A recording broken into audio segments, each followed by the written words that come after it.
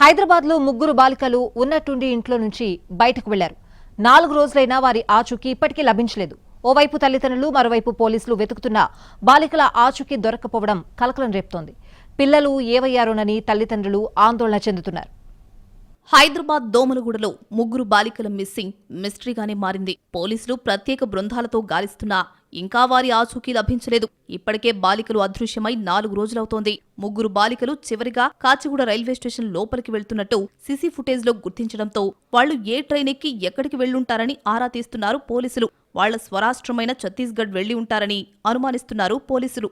ఛత్తీస్గఢ్ కు చెందిన తోతారాం, రామ్ దులూరి దంపతులు బతుకుదెరువు కోసం హైదరాబాద్కొచ్చి దోమలగూడ పోలీస్ స్టేషన్ పరిధిలోని ఫరీద్ బస్తీలో అద్దెకుంటూ రోజువారీ కూలీ పనులు చేస్తున్నారు. వీరికి సహిత కుమారి, స్నేహకుమారి అనే 2 కుమార్తెలున్నారు.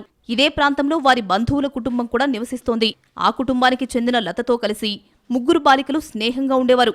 జులై 18న మధ్యాహ్నం తల్లిదండ్రులు కూలీ పనులకు వెళ్లిన సమయంలో ఇంట్లో ఎవరూ లేరు. దీంతో ముగ్గురు బాలికలు తల్లిదండ్రులకు ఎలాంటి సమాచారమూ ఇవ్వకుండా ఇంటి నుంచి బయటకు వెళ్లిపోయారు. సాయంత్రం పనుల నుంచి తిరిగొచ్చిన తల్లిదండ్రులు పిల్లలు కనిపించకపోవడంతో బంధువులు పరిసర ప్రాంతాల్లో వెతికినా ఆచూకీ లభించలేదు. దీంతో స్నేహకుమారి తల్లి రామ్ దులారి దోమలగూడ పోలీసులకు ఫిర్యాదు చేశారు. పోలీసులు మిస్సింగ్ కేసు నమోదు చేసుకుని దర్యాప్తు షురూ చేశారు.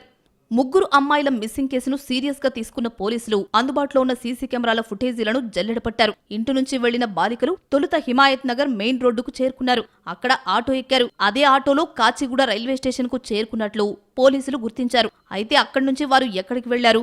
రైలులో ప్రయాణించారా లేక మరెవరైనా తీసుకువెళ్లారా అనేది అంతు చిక్కడం లేదు. మొత్తంగా ముగ్గురు అమ్మాయిల జాడ తెలుసుకునేందుకు అన్ని కోణాల్లో ప్రత్యేక పోలీసు బృందాలు దర్యాప్తు కొనసాగిస్తున్నాయి. ముగ్గురు బాలికలు వలస కుటుంబాలకు చెందిన వాళ్లు కావడంతో వాళ్ల రాష్ట్రం ఛత్తీస్గఢ్కి వెళ్లుండొచ్చని అనుమానిస్తున్నారు పోలీసులు. కుటుంబ సభ్యులు బంధువుల సహాయంతో ఆరా తీస్తున్నారు. ఇప్పటికే 4 రోజులవడంతో బాలికల తల్లిదండ్రులు ఆందోళన చెందుతున్నారు.